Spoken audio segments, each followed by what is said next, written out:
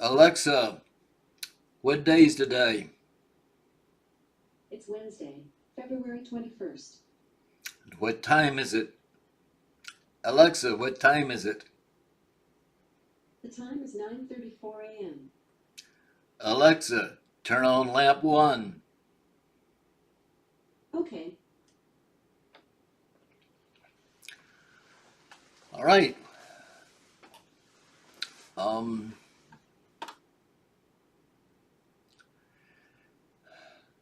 Today we will be following up with some data. Everything's been theoretical. Now we're going to pile on the data. Um, we're pursuing a mechanism which is whatever makes inbreeding kill babies, because it doesn't stop there. We need to understand um, how that what the mechanism is in order to be able to escape from it. Um, and the mechanism somehow stabilizes the population at a moderate size, since too small and too big are both lethal, as we saw on the first couple of talks. Okay, data. Man named Richard Sibly wrote on the regulation of population of mammals, birds, fruit, fish, and insects.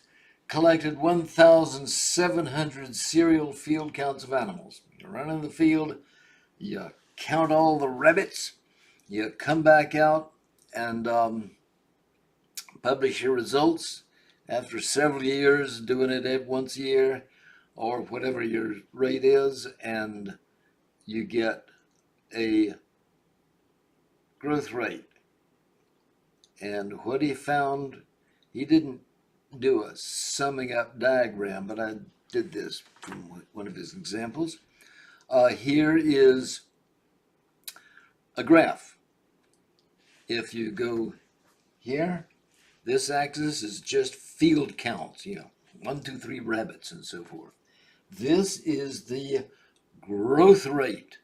So when the size of the population changes, you're going to get a growth rate. It can be positive growth or negative. The population is diminishing. Um, that escapes from the problem that we had before. That if you that would stabilize a population at some moderate level, or it in fact does, since there's no question after 1,700 teams of professionals have agreed on something, you can be pretty sure they're right. We know the line's incomplete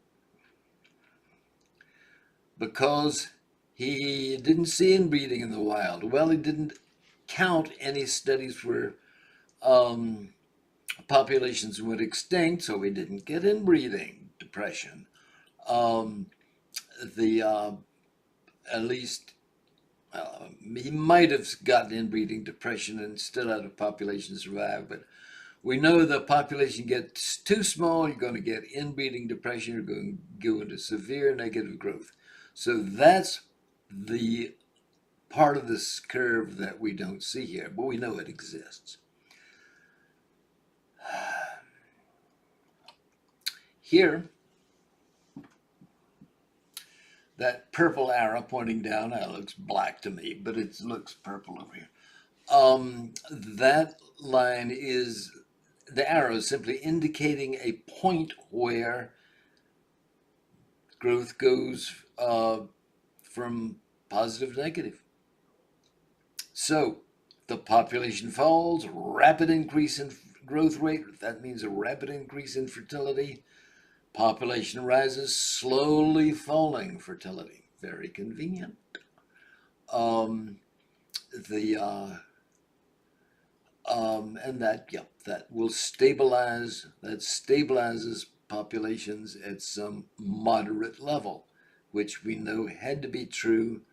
Um, the Because if it didn't stay at some within some control space, somewhere between too small and too big. If it didn't stay in there, the population would go extinct. We discussed that.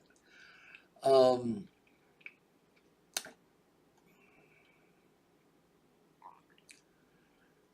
all right.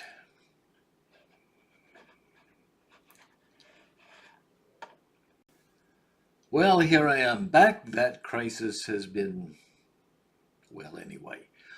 Yes, you got that. Infinite uh, positive growth, indefinitely prolonged disaster. Negative growth, indefinitely prolonged disaster. You got to stay there. You've got to stay at no growth or return rapidly to it. Alrighty. Um, let's see. Where's my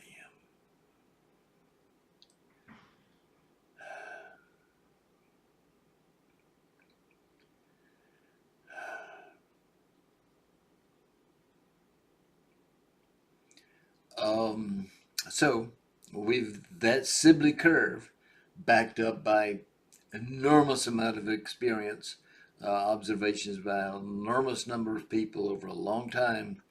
Um, yeah, that curve will stabilize the population at some moderate and thus viable level. Um, as long as it don't get too far away, it'll return toward that point. So in theory, you could divide the human population into a number of mutually exclusive little societies, each of the right size. And if they were to reach equilibrium, then we would have a stable world population. No further work needed. It would just happen. I don't know what that number is. What size. My hunch is it's about 100 families, but I have not got good numbers on that. And I don't know anybody who knows. It might be possible to work it out from the Icelandic genealogies we looked at before. Um, I mean, which we will look at next. Um, uh, that it's even possible to set the situation up to make things stable, uh, unknown, and um, whether there is even the will to try remains completely unknown. Okay, that'll do it for today.